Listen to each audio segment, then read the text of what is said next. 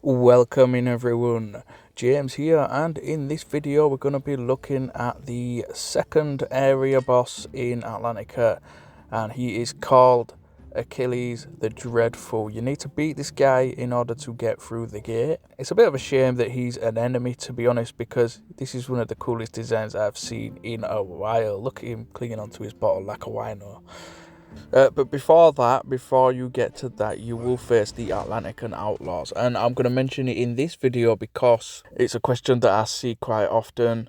And when these guys attack you, they put poison on you, and it's pretty nasty poison as well. You get some quite high damage if they do stack it up on you. So there's a couple of ways that you can deal with it. The way that I dealt with it is I equipped the Maverick Gauntlet and then just took Azar. And all I did is I had Azar and Logan, because obviously I'm a warrior main, so Logan is my main hero. So I took Azar and Logan, and I just kept cleansing it. Every time they applied it, I just cleansed it with Azar, and then kept the heals up with Logan, and that was absolutely fine. It was pretty slow going, but it was absolutely fine.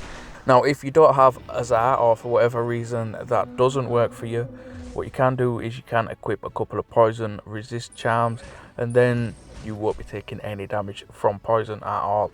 Just grab a random piece of armor that's got 3 or 4 resist slots on it and equip some poison resist charms on there. And obviously the closer you get to 100%, the less damage you will take from that poison, and you should be absolutely fine. We will likely see more of these enemies as we move through this second gate, but for now they're not too bad. I'm guessing it's going to get worse as we get closer to level 70, but obviously I will have to check it out once we do get through the gate and start moving towards the end of the area.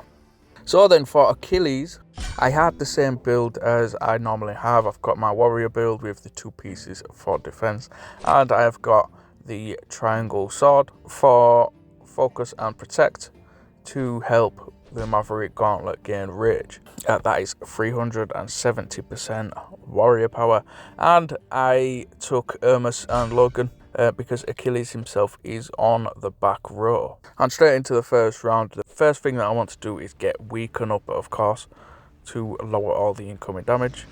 So with the Maverick Gauntlet, you swing and punch, and if the crits land, your rage will fill up. Otherwise, you can use a potion and stuff like that to get Weaken and Protect up in the first turn. But by getting it up on the first turn and lowering damage straight away, you negate a lot of damage that you would have taken on the first turn when all of the enemies are still alive. And it does make the rest of the fight going forward a lot easier, and that applies for every single fight that you are using this method with. However, the first round in this fight didn't pose much of a challenge, so I quickly advanced into the second round.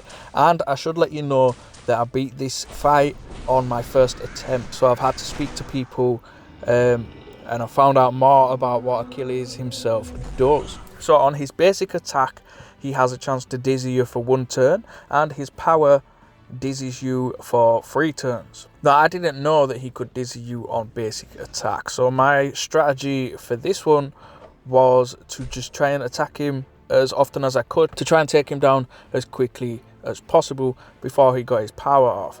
But I was extremely lucky and he didn't put dizzy on me from his basic attacks. If you do get dizzy on you, you will get 1 action for your next turn. So for me, I would have to probably swing the sword to try and get protect. So there's an RNG element to it. There's a little bit of luck involved in the way that I beat this guy. But my plan was, once I saw him on the back row, my plan was to use Hermes' base power as often as I possibly could, along with Logan's rage, to try and deal damage quickly and take him out before he got his power off. If I had known that he was on the back row and that he could dizzy you with his basic attack, I would have probably brought purple power potions or heroism potions to charge up Hermes faster and to get big heals from Logan as well from their base powers. But as it was, he didn't manage to get dizzy off on me, and I managed to kill him before his power charged up with Hermes. So for warriors, I think Hermes and Logan is still the best way to go for this fight.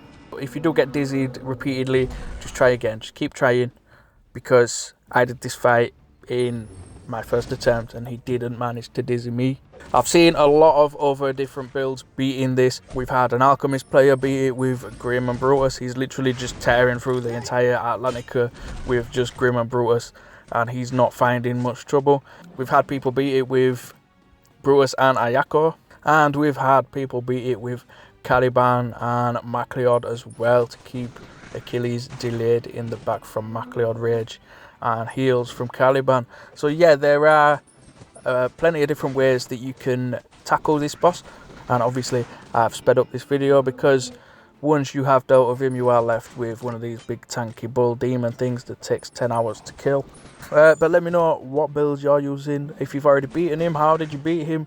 I'm interested to know how people are tackling these fights. Subscribe to the channel if you haven't already. I have been James B09. Good luck out there.